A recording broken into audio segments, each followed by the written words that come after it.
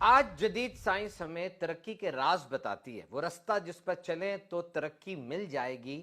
Actually what are the ingredients which are required to prepare the dish of success؟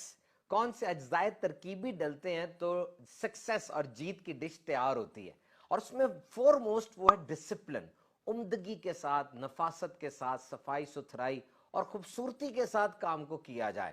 اگر آپ success stories پڑھیں، وہ لوگ جو جیتے، پتہ چلتا ہے کہ they have done their task, they have done their duty with passion and interest، انہوں نے جوش کے ساتھ، دلچسپی کے ساتھ اپنے کام کو کیا۔ whatever you do, do it nicely، جو کام بھی کرنا ہے توجہ کے ساتھ، انہماک، نظم و ضبط اور ڈسپلن کے ساتھ کریں۔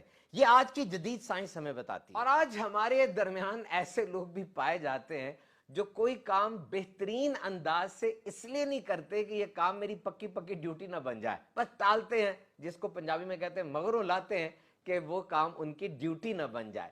ایسا ہمیں دین اسلام نے نہیں سکھایا۔ اگر ہم نبی اکرم صلی اللہ علیہ وسلم کی ذات اقدس کا مطالعہ کریں تو ہمیں پتہ چلے گا کہ ایسا سلیقہ، ایسا نصب و ضبط، ایسی عمدگی اور ایسی نفاست، خوبصورتی کہیں نہیں ملے گی۔ بے ڈھنگا پن اور بے ترتیبی یہ دور دور تک نہیں، بلکہ بہترین انداز آپ کو نبی پاک صلی اللہ علیہ وسلم کی ذات اقدس میں نظر آتا ہے۔ اور ایک چھوٹی سی مثال لیجئے، بظاہر جو قبر کا مقصد ہے وہ یہی ہے کہ انسان کو اپنے پیٹ میں چھپا لے، اور قبر کی خوبصورتی اس کام میں پرفیکشن یہ اتنا معنی نہیں رکھتی، لیکن نبی مکرم صلی اللہ علیہ وسلم نے اس کام میں بھی بے ڈھنگا پن اور بے ترتیبی کو پسند نہیں فرمایا۔ حضرت ابراہیم رضی اللہ تعالیٰ عنہ صاحبزادے ہیں، آپ کی قبر میں ایک رخنہ رہ گیا، حضور نے اس کو بھی برداشت نہیں فرمایا، بلکہ فرمایا اس کو فوراً ٹھیک کیا جائے۔ پاس کھڑے ایک صحابی نے پوچھا، یا رسول اللہ صلی اللہ علیہ وسلم، اس سے مدفون جو ہیں انہیں کوئی نفع نقصان پہنچے گا؟ آپ صلی اللہ علیہ وسلم نے ارشاد فرمایا کہ اس سے مردے کو کوئی نفع نقصان تو نہیں پہنچے گا، لیکن زندہ آدمی کی تو آنکھیں ٹھنڈی ہوں گی نا، وہ تو اس خوبصورتی کو، اس نفاست کو دیکھے گا تو پسند کرے گا۔ ایک اور روایت میں ہے کہ آپ کے صاحبزادے رضی اللہ تعالیٰ عنہ کی قبر میں ایک اینٹ صحیح نہیں لگی،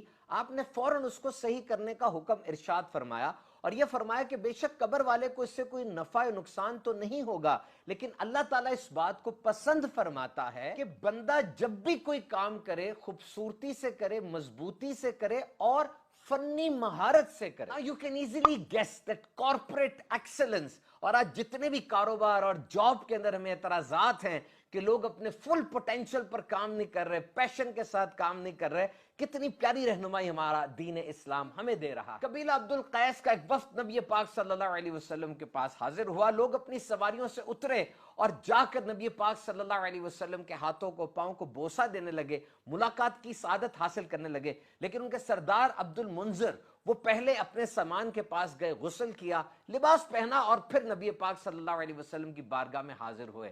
یہ دیکھ کر، یہ ترتیب اور یہ ڈسپلن دیکھ کر نبی پاک صلی اللہ علیہ وسلم نے فرمایا، اللہ پاک تمہاری دو عادتوں کو پسند فرماتا ہے، ایک حلم اور ایک حیا، یعنی جو درستگی معاملات میں ہے یہ پسندیدہ ہے۔ عمارت میں گارا لگانا، پلستر وغیرہ کرنا ایک عام سا کام ہے، لیکن نبی پاک صلی اللہ علیہ وسلم اس پہ بھی حسن کاری یعنی پرفیکشن کی ہمیں تربیت فرماتے ہیں۔ مسجد نبوی کی تعمیر ہو رہی تھی، قبیلہ حضر موت کا ایک شخص طاق بن علی، بڑا زبردست وہ یہ کام کرتا تھا، اس نے پہلے مٹی کو گوندا، کسی پکڑی، اور پھر اچھے انداز سے جب یہ کام کیا تو نبی پاک صلی اللہ علیہ وسلم نے صحابہ کرام کو ارشاد فرمایا، اس کو اسی کام پہ رہنے دو، کیونکہ یہ بندہ تمہاری نسبت اس کام کو زیادہ عمدگی کے ساتھ کر رہا ہے، so do your job nicely. اور میرے آقا صلی اللہ علیہ وسلم کی یہ ایک دعا ہے، یہ ایک جملہ ہے، ہر آفس کے متھے پہ لگا دو اور سب کو یہ بات سمجھا دو، آپ دیکھیے گا ایفیشنسی کتنی بڑھتی ہے۔ ارشاد فرمایا، اللہ تعالیٰ اس بندے پہ رحم فرمائے کہ جو کام کرے پختگی سے کرے۔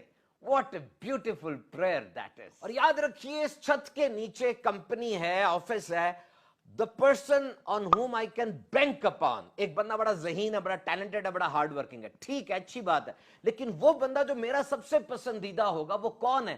یہ وہ بندہ ہے کہ جو میرے ساتھ اس نے طے کیا، جس انداز سے، جس ٹائم لائن پہ طے کیا، اس انداز سے اس دن مجھے کام مکمل کر کے دے دے۔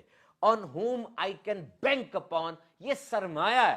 یاد رکھیے، باس اس بندے کو دیکھ رہا ہوتا ہے کہ یار یہ اگر چھوڑ کے چلا گیا میرے کاروبار کا کیا بنے گا. اس کی اتنی زبردست گرومنگ ہے. بہرحال یہ بات بھی کہی جاتی ہے کہ نظام ایسا ہونا چاہیے کہ وہ نظام خود آپ کو ہر دور میں ایک اچھا ورکر پرووائڈ کرتا چلا جائے, اور وہ ورکر جو اچھا نہیں ہے, ایفیکٹو نہیں ہے, ایفیشنٹ نہیں ہے, نظام ایسا ہو کہ خود بخود وہ فلٹر آؤٹ ہو جائے. تو جیسے جیسے کمپنی کی گروتھ ہو رہی ہے, میری گروتھ کمپنی کی گروتھ کے ساتھ ہوگی, یہ ڈیڈیکیشن ہے. اور آج کے دور میں فوربس میگزین کے مطابق امپلائی ایگزٹ یعنی لوگوں کے استعفیٰ دینے کی تعداد وہ ریکارڈ ہے اس وقت, بہت زیادہ لوگ چھوڑ رہے ہیں. تو اس حالت میں باس کی ذمہ داری ہے, لیڈر کی ذمہ داری ہے کہ وہ لوگوں کے پوٹینشل کو کس طرح ہارنس کرتا ہے, لوگوں کو کس طرح ٹیم کا حصہ بناتا ہے, اور انہیں یہ سمجھاتا ہے کہ اس سسٹم کی سکسس میں تمہارا کتنا بڑا رول ہے. اور کسی بھی تحریک, کمپنی اور آفس کی ترقی کا راز ہی یہی ہے کہ وہاں کے ورکر کام میں اپنے پرسنل کو, اپنے اندر کو انویسٹ کرے. کہا جاتا ہے کہ people can do what ever they like, when ever they like, where ever they like, and how so ever they like.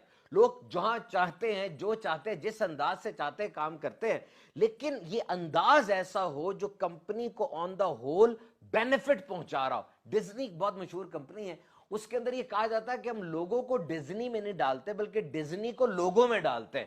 یعنی کمپنی کے ٹریڈیشنز, کمپنی کا کارپوریٹ کلچر اور کمپنی کی ویلیوز, کمپنی کی جو کور ہے وہ لوگوں کو سکھاتے ہیں, اور لوگ جب اس کے اندر پرسنلی اپنا انویسٹ کر دیتے ہیں تب وہ کمپنی کی گروتھ میں آگے آ جاتے ہیں. تو کام میں پختگی, فنی مہارت, عمدگی, نفاست, پرسنل انوالومنٹ, یہ تو ہمارا دین اسلام ہمیں سکھا رہا ہے نا. ابھی ہم نے کتنی احادیث سنی, واقعات سنے. تو یاد رکھیے نبی پاک صلی اللہ علیہ وسلم اپنے غلاموں سے یعنی ہم سے یہ امید فرما رہے ہیں کہ ہم جو کام کریں گے فنی پختگی کے ساتھ کریں گے. اور یاد رکھیے جب پورے سسٹم کے اندر یہ انوالومنٹ آ جاتی ہے, وہ جو گیٹ کے پاس ورکر کھڑا ہے, وہ جو واش روم صاف کرنے کے لیے بندہ آ رہا ہے, فائنانس والا, آئی ٹی والا, ڈائریکٹر, سی ای او, پوری سٹریم ہیرارکی, یہ جب اپنا پرسنل انویسٹ کرتے ہیں نا, یاد رکھیے تب پورا سسٹم گرو کرتا ہے. اور جن صحابہ نے, جن افراد نے یہ عمدگی اور ڈسپلن کے ساتھ کام کیا, نبی پاک صلی اللہ علیہ وسلم نے انہیں نقد انعامات اور دعاؤں سے بھی نوازا. اور یہ کہا جاتا ہے کہ عورت کے لیے بہترین جگہ وہ اس کا گھر ہے, گھر کو سنوارنا, کیونکہ عورت پرائمری کیئر گیور ہے. سب کے ساتھ حسن سلوک, نرمی کا برتاؤ, تکلیف میں اپنے آپ کو ڈھال لینا, طبیعت سے متاثر ہو جانا, یہ سب عورت کی فطرت میں ہے.